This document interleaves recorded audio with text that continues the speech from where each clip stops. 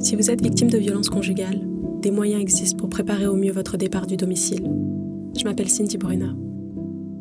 Je suis une des ambassadrices de Solidarité Femmes. Et je vais vous raconter l'histoire de Nora.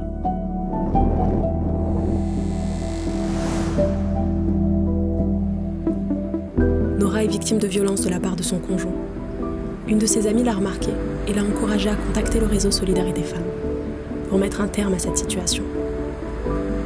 Avant de quitter le domicile, les professionnels de l'association lui ont conseillé de prendre des précautions, et notamment de rassembler un maximum de preuves pour faire valoir ses droits, comme la copie de sa plainte ou un certificat médical, et ses documents officiels, carte d'identité, justificatif de revenus, avis d'imposition, etc. Pour les documents qui ne lui appartiennent pas ou pas totalement, elle a fait attention d'emporter des copies. Lorsqu'elle s'est sentie prête, Nora a décidé de partir. Et elle a été hébergée avec son fils en urgence par l'association. L'adresse de l'appartement est restée confidentielle afin d'assurer leur sécurité.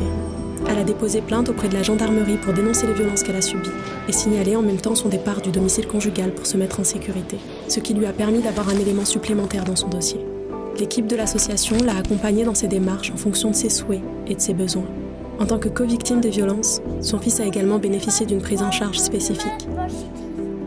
Nora a été orientée vers des avocates pour engager une procédure de divorce et demander une ordonnance de protection.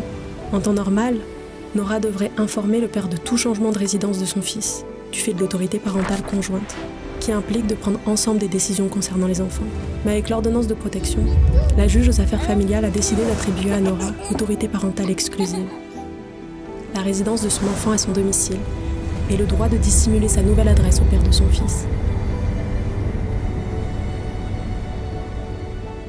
L'association l'a ensuite soutenue dans tout son parcours de relogement, jusqu'à ce qu'un logement social lui soit attribué.